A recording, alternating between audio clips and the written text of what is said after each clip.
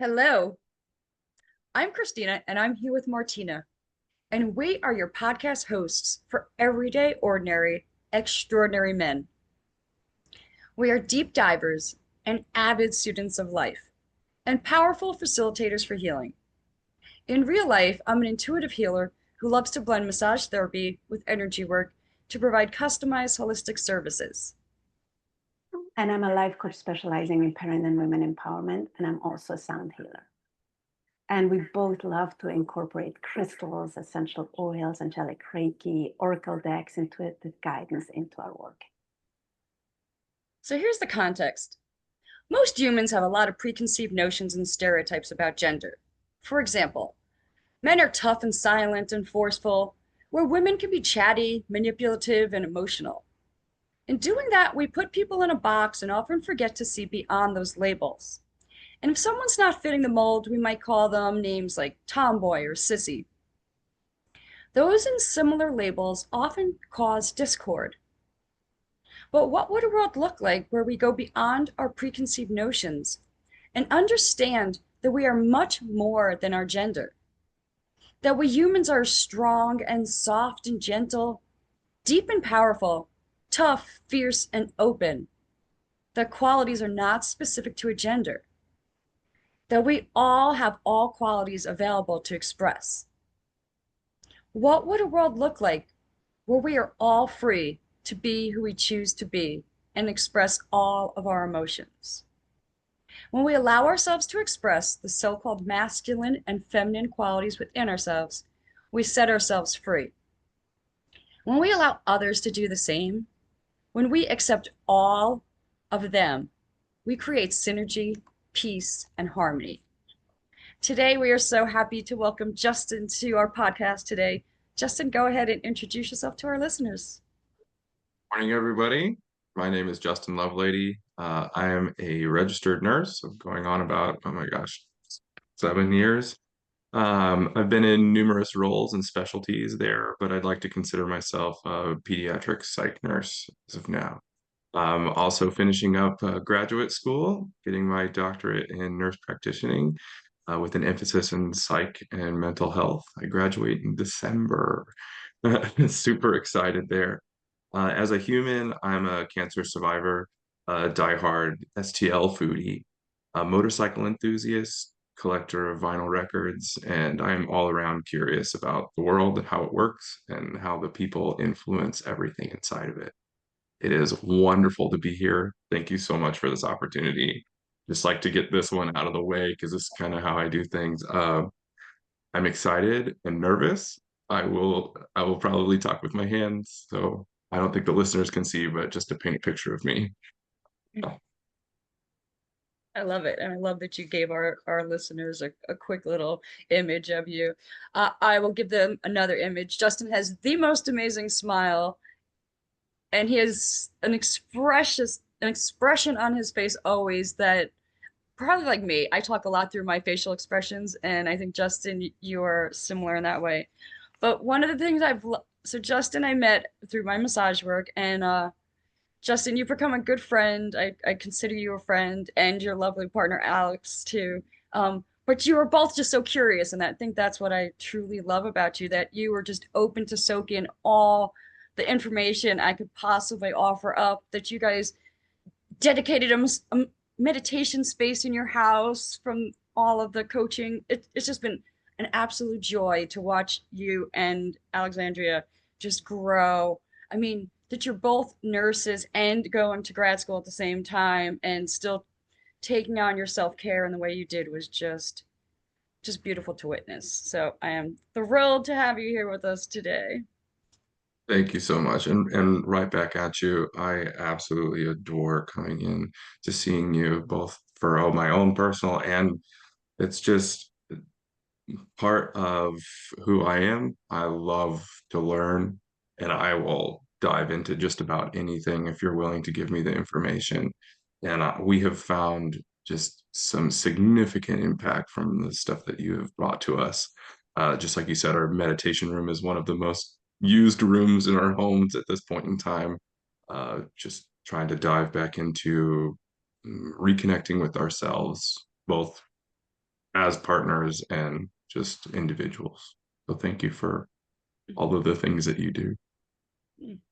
It's just beautiful. Beautiful to watch people take the coaching and really make changes for the better. It's just a beautiful thing to witness. So Justin, if we really knew you, what would we know about you? Ooh, if you really knew me, you would probably know that I am a whiz behind a Weber kettle grill. I Mm. can cook up a mean pork steak, thanks to St. Louis for that. I love to cook. Absolutely love to cook. I think it's one of the best ways that I can show my love and appreciation for you. I can dive into a big meal and just love to watch the expression on people's faces when they eat some of the food that I cooked. Being able to provide nourishment to my friends and family is one of my favorite things.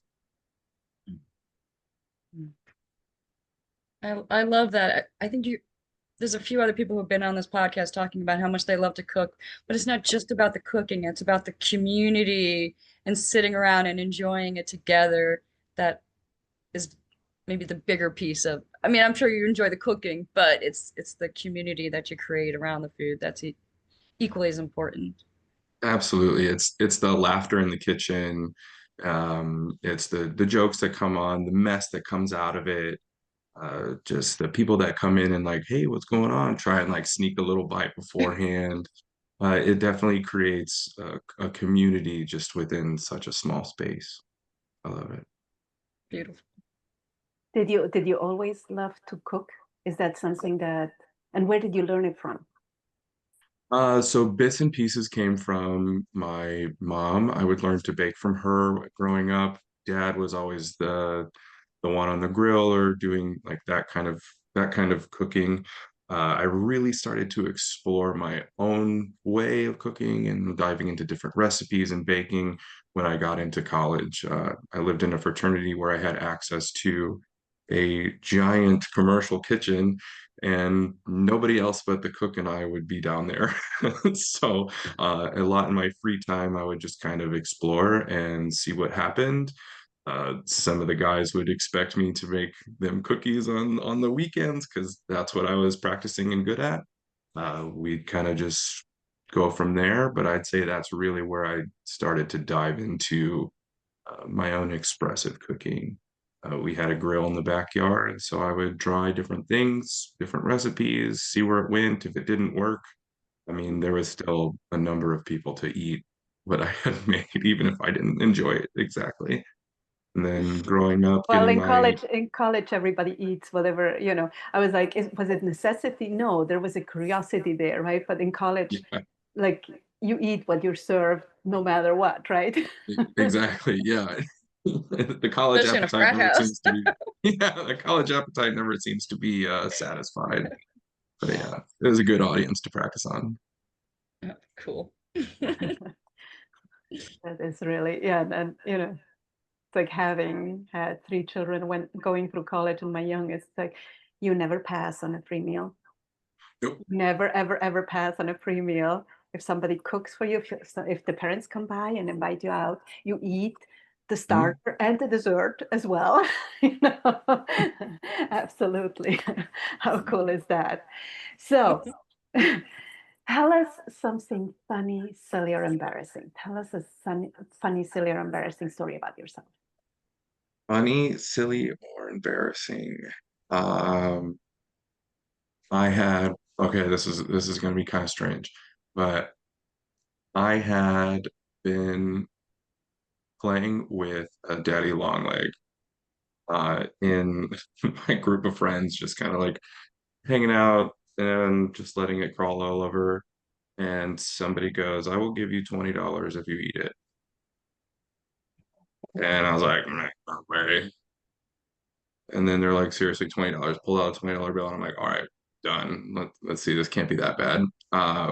And I had eaten the spider. Overall, not my best choice. Overall, not the worst thing that I put in my mouth.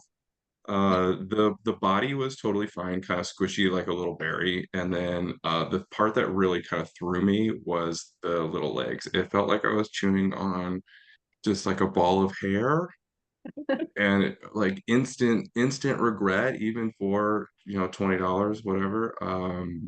Yeah, I just kind of had to keep chewing and getting it down. Everything else, everybody said my face turned red, and like you could see it go red and then just immediately white.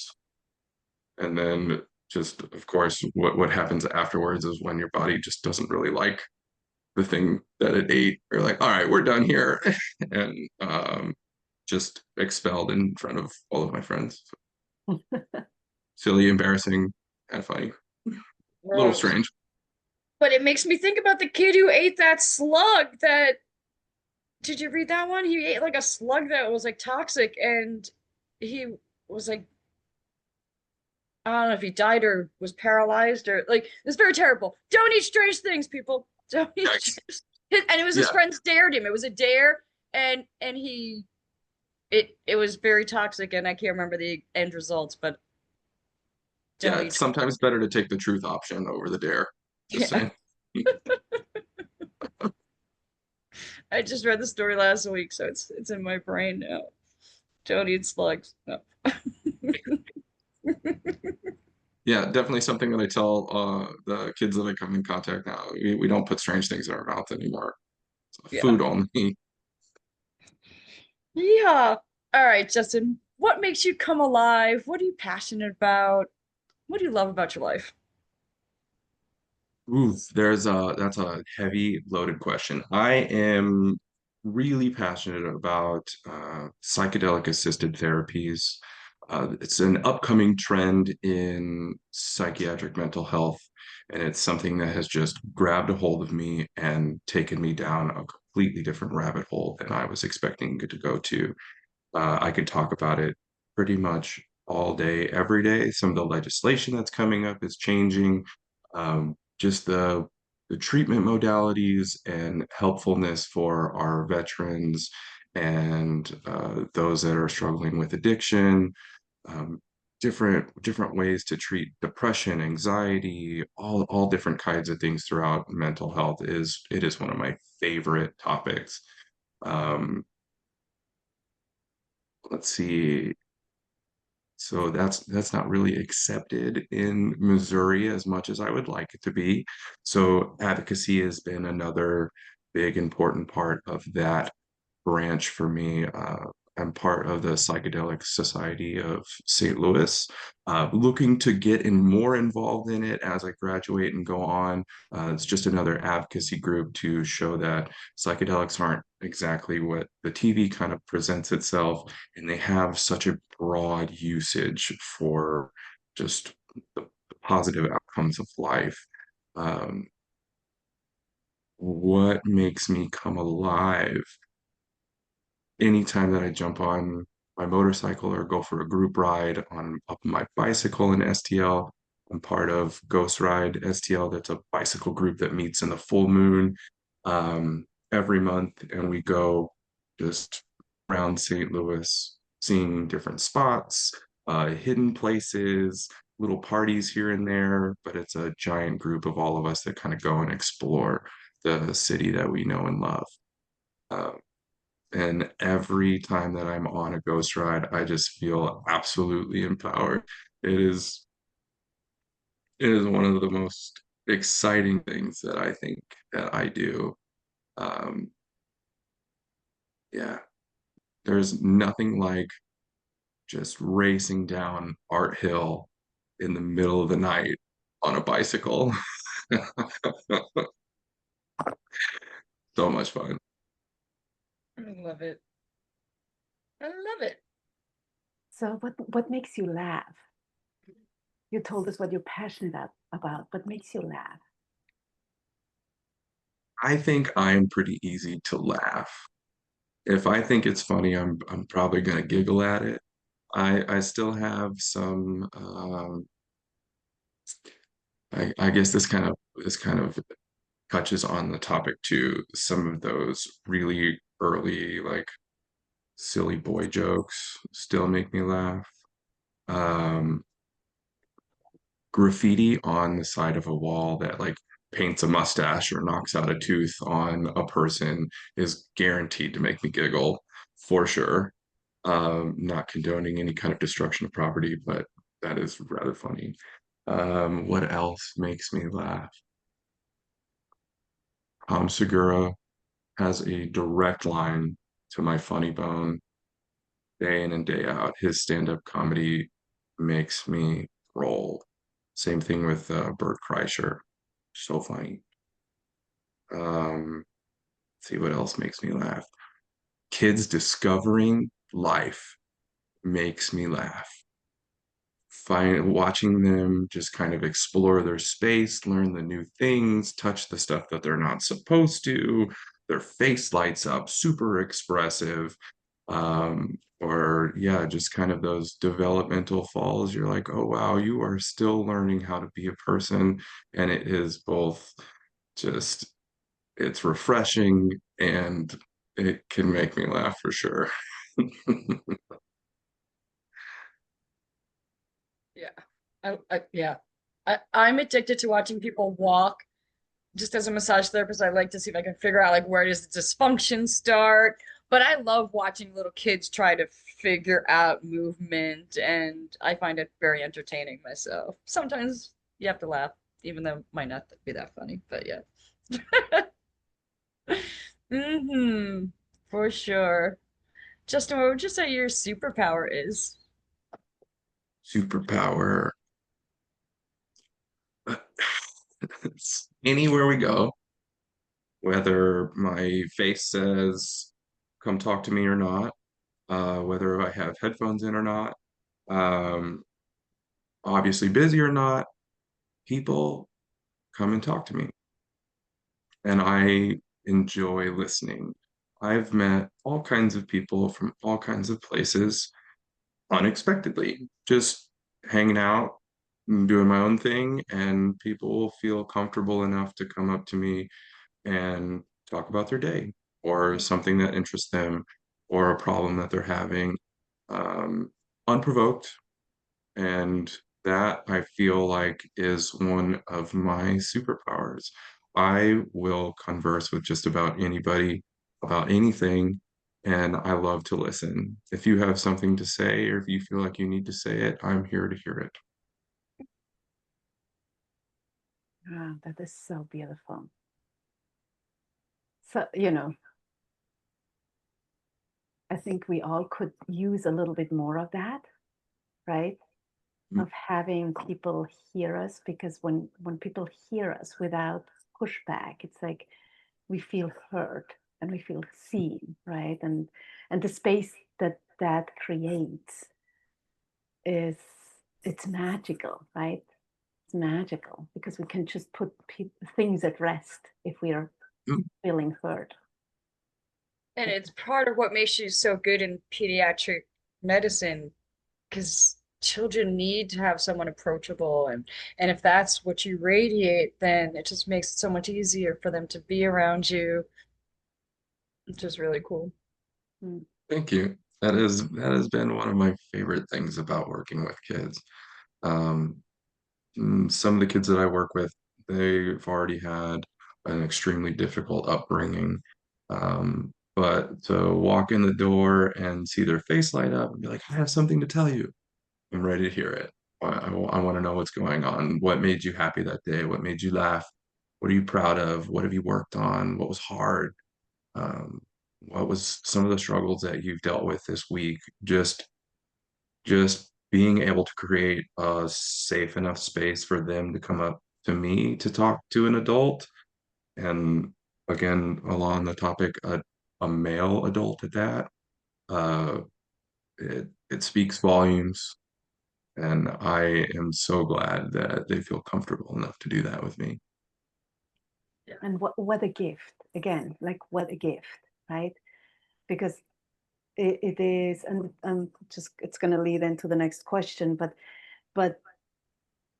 like that particularly if they come from a background that is so challenging, what kids are craving is attention, right? Mhm. If you don't give them positive, they will go for the negative attention, right? And it's just like being present and holding that space for them so they can actually be, and you know, and you don't get triggered by them causing mischief or them being mischievous or whatever, right? Which as parents it's more challenging because they're yours. So but Mhm. you know, still if we can create more of that, uh, we would be a much more adjusted world in general.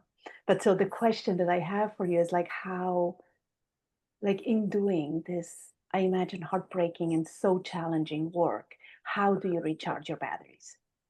What do you do to recharge your batteries?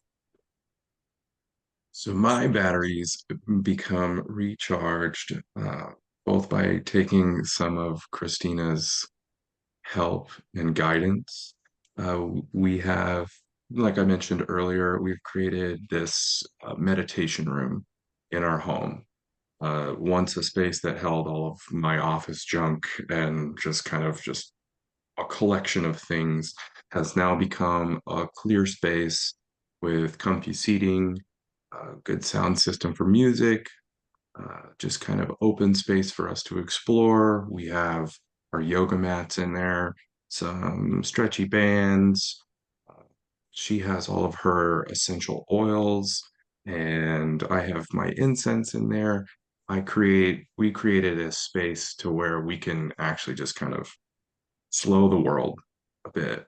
Um, both our lines of work become overstimulating, challenging, sad, upsetting, but to have time to kind of pause, a place where we can reconnect that we know is safe, um, has been one of the best ways to recharge. I'm still working on sleep myself, but it is a place where I can feel safe enough to where I can close my eyes, just take a moment to notice where my breathing's at, how my heart rate is, and just lie there until I feel comfortable enough to get back up. I also have been exploring yoga for probably the past year or two, a little bit more in depth than I used to. It has been shown to help me recover, recoup, reconnect. Um, I I feel different after I complete a vinyasa. Feel different after a gentle flow or a yin. One of the things that has been super helpful, I discovered at uh, it's a veteran and first responder retreat called Warriors Ascent. I was introduced to Yoga Nidra, and that practice alone has changed and recharged my batteries probably better than like most of the other things that I can think of off the top of my head. If I'm having a really hard day, I will go for the longest ride on my motorcycle. It's a space where my head just kind of goes blank, and the only thing I have to worry about is all the functions of the bike or how to take the turn. It's a as loud as it is, it's a quiet space for me. Well, maybe it's loud enough. Like there's something about being on a bike, right? I remember in my 20s I would ride the bike and there's something about it. It's like that you're out, like there's something about freedom with regards to it, right? Where it's like, yeah, I don't I it's difficult to explain, right? It It really is difficult to explain.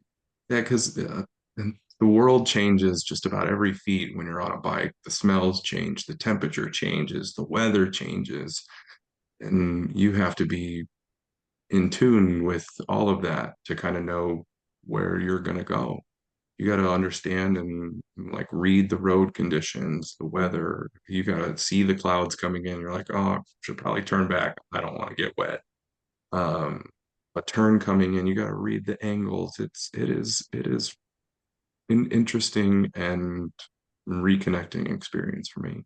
Yeah. And you have to be present, right? Yeah, You really, and I think that's ultimately then your body is in the present moment. If you lean into a curve and you're not present, you're going to fall. right? Right. It's really that simple. So yeah, yeah, cool. Good for you. Thank you.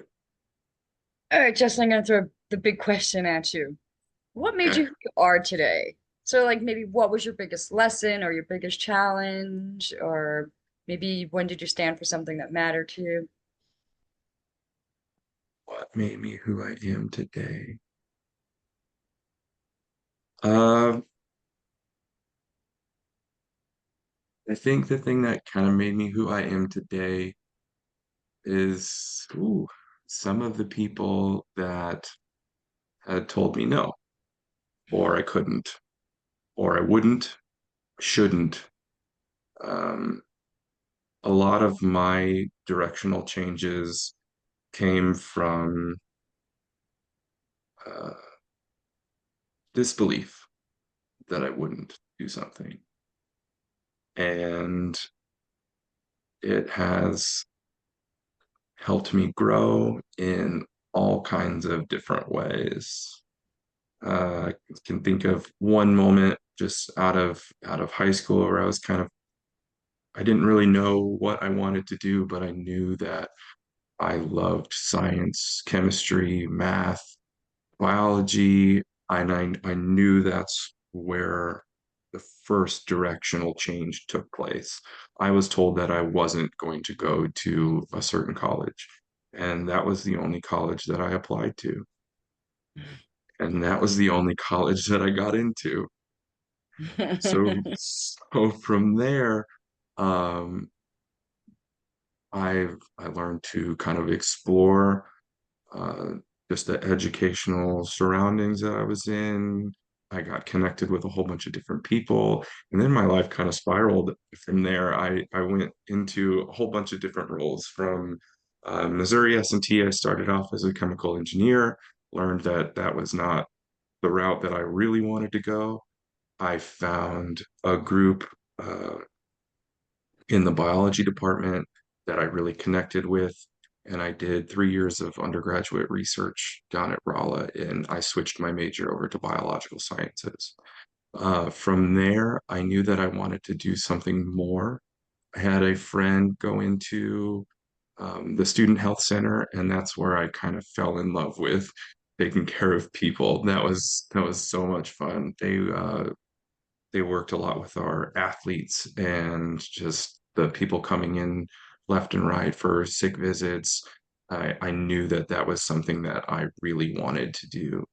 Uh, kind of along that path, while I was in nursing school, I wasn't exactly struggling, but I needed a little bit of extra help.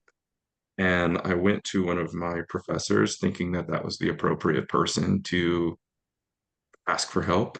And I was told that maybe nursing isn't for me and I should take a different route.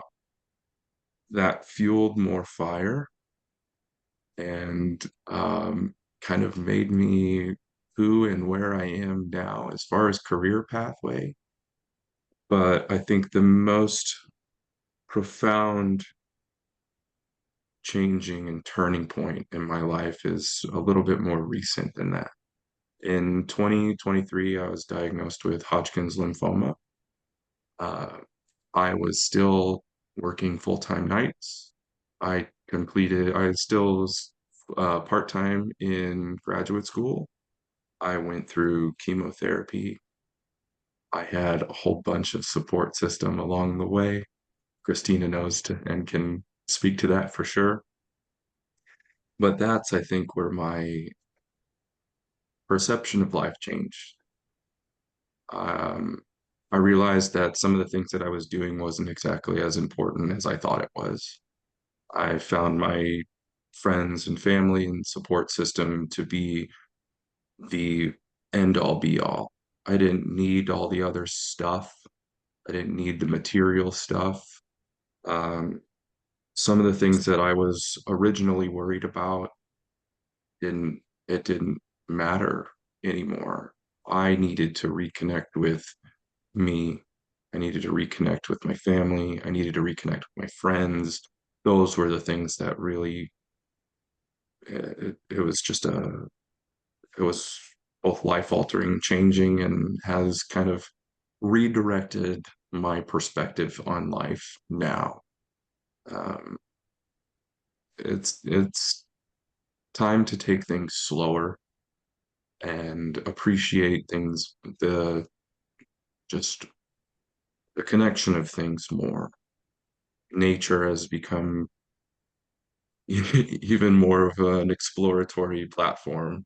Uh, Stopping and looking at like the little bugs and bits and pieces that make up this world, or just appreciating like a deep conversation or a boisterous laugh with friends, um, having hard conversations with family. Uh, Music has become louder and more enjoyable, something to dance to, move to, speak to. Uh, that's really been the changing point of my life.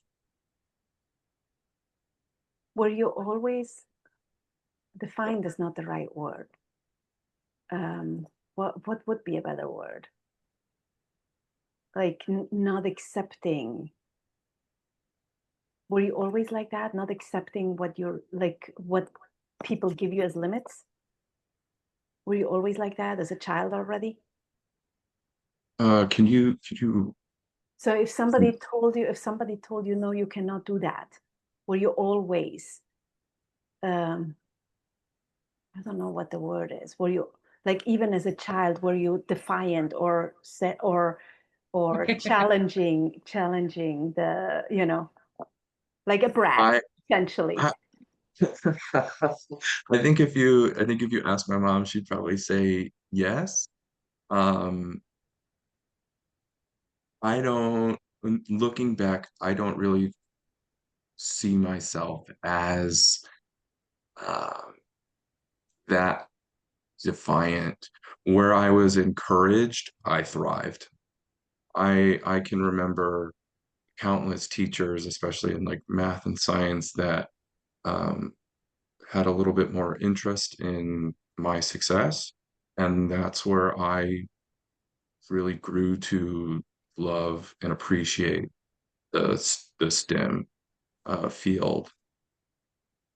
But on the other hand, I have a number of moments where being told no or I didn't really fit here made me want to fit more. Yeah.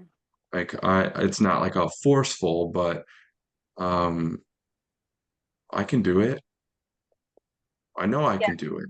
And that's why I said defiant is not the right word. It's more like resilient or like like it's a different word that it actually is, because defiant has a negative connotation, and that's not what I'm talking about. It's Hmm. there's a solidity to it. It's like, no, I belong here. No, this is Yeah, the path. No, this, Confidence, right? I yeah, know. yeah, yeah. like that's why I didn't know how to phrase it, right? It's like, were you always like that? Like so clear and so um, this is for me, or no matter what you say, right? Yeah. If I was told no, I was going to try it anyways. Hmm. And if in that attempt I realized that, oh mate, maybe you were right, this probably isn't for me, I'd kind of move on. But if it was something that I knew that I could work on or knew that I could get better at, or uh, not necessarily try harder, but maybe it was just like a learning experience that I needed first to go back into that and try again. Uh, Yeah, I think that's always kind of been, I've always been curious, like, oh, you tell me why I can't. I want to know why I can't. Because you can see something and have your own perspective, but I don't necessarily understand why this isn't for me or why I don't really belong here. Um, yeah, I'm gonna try it first and Yeah. see if it feels right. And if it doesn't, then okay, you were right, and that's totally fine. Um, but if you're wrong, like I want to see how far I can go, see what I can do, see what I can accomplish. I think it's I've always been curious. I'll go different places just to see what it looks like or try different things just to see what it feels like or to see if I can do it.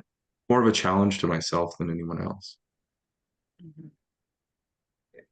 Yeah, that's beautiful. And it's interesting because I remember way back when having a conversation with my dad, and my dad would say, "Well, you do all those things," and I'm like, "I'll try. If it doesn't work, I'll tell you about it. If it works, I will tell you about it." Right? Yeah. It's really simple. It's just if you don't try, then you won't know, right? But it Oh is yeah.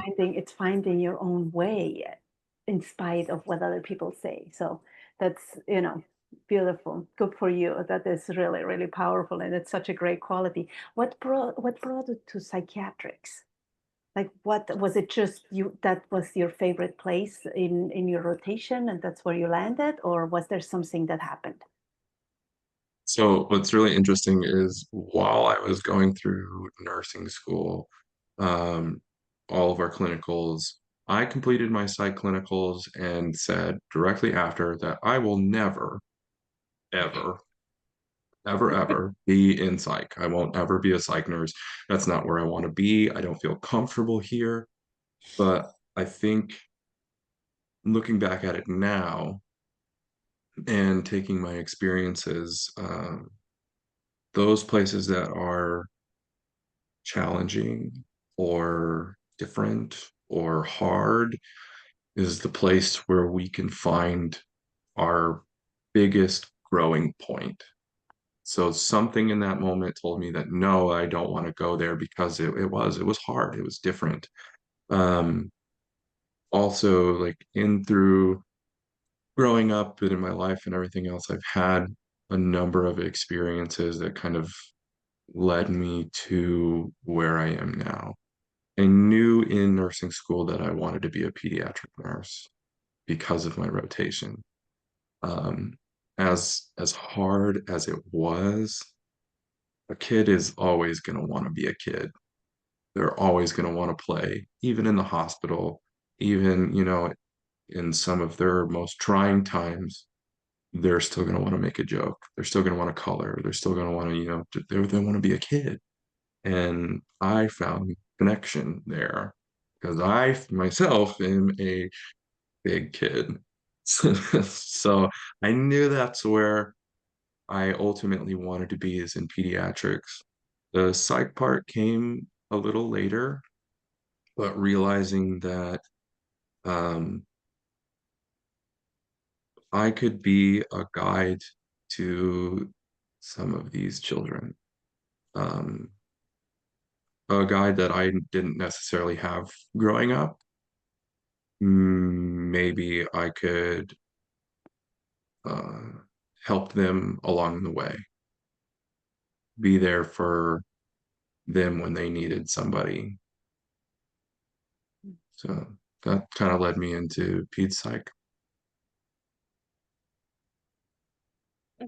I always say that our parents gave us what they thought we needed, which was Hmm. not necessarily what we needed, Yeah. right? And they grew up in their environment, so they could give us whatever they could give us, which was not necessarily what we needed, right? Mhm. Again, so beautiful, beautiful that you provide that for the children. It's just so important and so necessary. Thank you. It's been an amazing journey so far. I can't wait to see where else it goes. Justin, tell us about a time you took a chance on love. And it doesn't have to be romantic love, but it can be. Ooh, that's my fidget toy. I'm sorry. Took a chance on love. It it has to be what I'm doing now for sure. Um, when I started at S&T, I I I wasn't feeling it. I wasn't feeling what I was doing. It didn't make sense to me. I was getting grades and, making it through the program, but ultimately something deep down in me knew that this wasn't what I was supposed to be doing. it didn't provide any kind of satisfaction other than finding the solution to a problem. I didn't want to sit and stare at a pressure dial all day. I was supposed to do something different. Um, and the day I made the decision to switch over to a different uh, field of study, took a lot of courage, and I was so scared to tell my parents, like, hey, I'm gonna be here like an extra year because I'm gonna switch my major, and to go from something that was like 4-year degree right out the gate, making a whole bunch of money because that's what engineering does, to go to something that I just wanted to enjoy and knew that I was passionate about, and to kind of have my parents wrap their head around that was extremely challenging, but I knew that my passion, joy, love was in just biological sciences. It was in something else that I could connect to on a deeper level. Um, Finding out what makes us us, exploring in anatomy and physiology. As soon as I switched over, I felt it. I felt the change. I felt rejuvenated. I was ready to go. I wanted to learn. I wanted to read the books, give me extra homework. I wanted to know what was going on. It took a lot to jump from X to Y, but I am so glad I did because I know I wouldn't be satisfied sitting in a chemical engineering role. That's not me. Uh, so definitely, definitely a switch there. Furthering, standing up for something that I love. That was probably my first nursing role. I was at a pediatric long-term acute care facility. COVID was just about to kind of break. It was starting to get into the news. We had a team of physicians and higher ups that made it a point to say our kiddos were not at risk for anything that was coming down the pipeline. And the population that I was taking care of was uh, transplant patients. They were um, critical airway patients, so trachs, vents. Uh, they were actually they're really medically complex kiddos. So, given my background and all the stuff that I have learned up to that point, I had posed questions to our COVID team. Well, I was sent back uh, the employee handbook and the manual for employee behaviors, and X, Y, and Z. And this is a non-discussion, and we are not entertaining any of your questions. So from there, I went further and tried to, hey, I think we need to kind of change that viewpoint. These kids are definitely at risk. We need to change our protocols, start any kind of different, I guess, prophylaxis or preventative measures rather than reactive measures. And I was told that I needed to either resign or I was going to get fired. So I resigned. And from there, I jumped into 3 years of traveling in all of the COVID units across the nation to try and help out where I could. Because obviously, I wasn't heard, recognized, or seen at the facility that I was at. And I went to some places that absolutely needed my help. Mm. So powerful. Just to be where you most need it, right? Mm-hmm. Yeah. And to be a stand for what you know is right. Like, and and to know that it was time to leave when your facility would not do that. Like, And having the resilience of not giving up. Yes. Mhm. Yeah. All of that. There's plenty of superpowers in there, in just that Mhm. one. Beautiful. Beautiful. So if you had a magic wand and you could give people any quality, what would it be and why?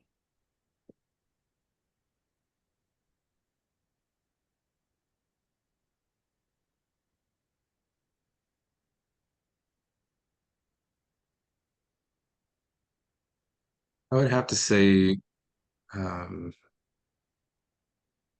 it'd have to be just non-judgmental. If I can turn that into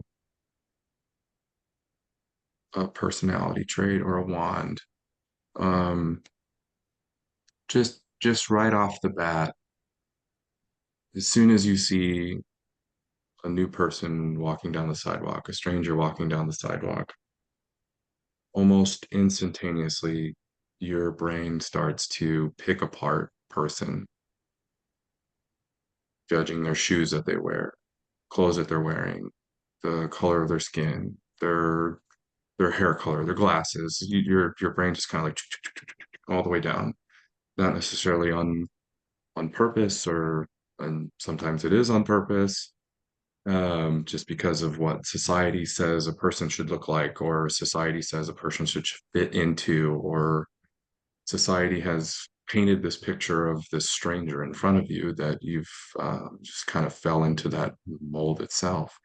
But you have no idea who that person is in front of you. You don't know what that person is dealing with. You don't know anything about them other than they're a human. So if I could have a magic wand and I could take out judgment, I think that would be the quality that I would remove. I've met so many cool people that don't exactly fit molds of society, um, that have had profound impact on my life. And I know that if we remove judgment, things could be completely different, happier, healthier, just more connected. Just being able to see a person for their authenticity could change everything, really.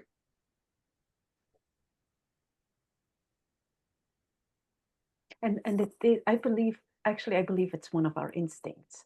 It's so automatic. It's about survival that we just Mhm. categorize people, right? That's the premise of the context of the podcast, right? We're so quick to judge and compare, and at the same time, can we take a step back and take a breath and just look at the picture, and who knows, right? Who knows who's under that facade of a homeless person or a rich guy, or what's underneath, right? What's the essence of the person?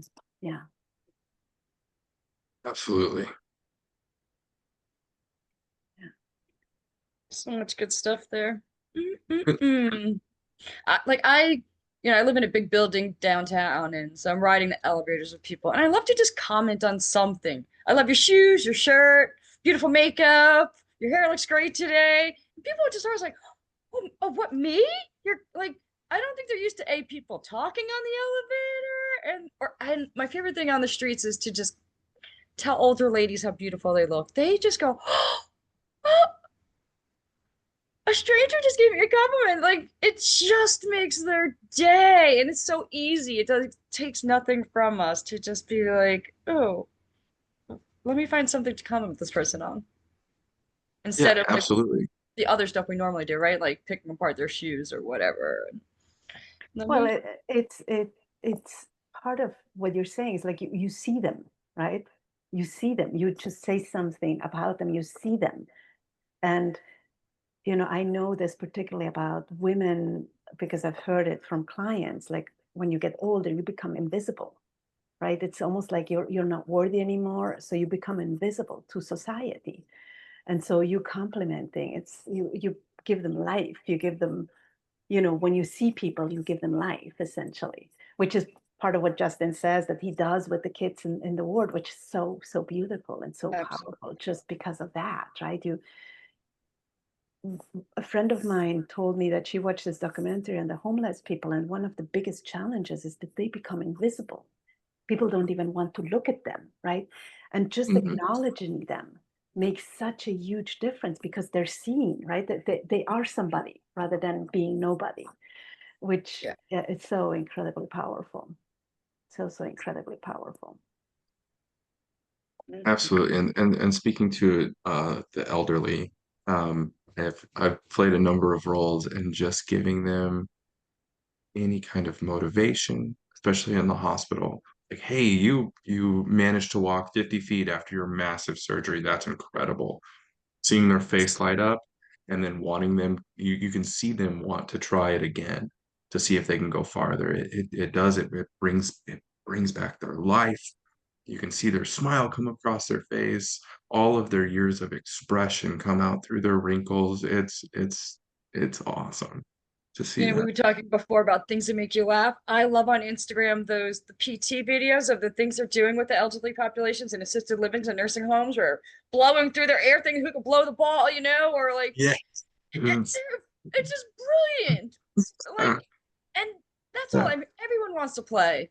Everyone Yep. wants to play, and so Yes. to create games that meet people where they're at, right? That's what's brilliant, and it's just changing the whole dynamic of aging. I think when you can create something new instead of thinking that they have to fit into this old model, right? Yeah, it's good stuff.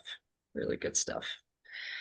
I I think we're gonna wrap it up here, right? It is So that time. thank Go. you, thank you, thank you, Justin, so much for being here. I was just thinking, I wish every encounter with a nurse or a nurse practitioner would be with you. Mm. I was just thinking, wow, what would the world look like when that is the case, right? When you're acknowledged and you're seen and you're heard, and I feel that from you. So I so appreciate you. Thank you for doing the work you do out in the world. Thank you for being here and talking to us. And for all of you out there, thank you for being here, for listening. If you love this, please leave us a review, please share. If you want to find out more about us, you can check out our Linktree profiles in the notes. And please remember that you are extraordinary. You rock. Have a wonderful, wonderful day. Bye for now. Until next time, Justin, you get to end Oh boy. Uh, it. Thank you so much, Christina and Martina, for having me on today. It has been an absolute pleasure. I would like to let everybody know that really the world has no rules, and it is better to be yourself, and people see and appreciate your authenticity. Mm, beautiful.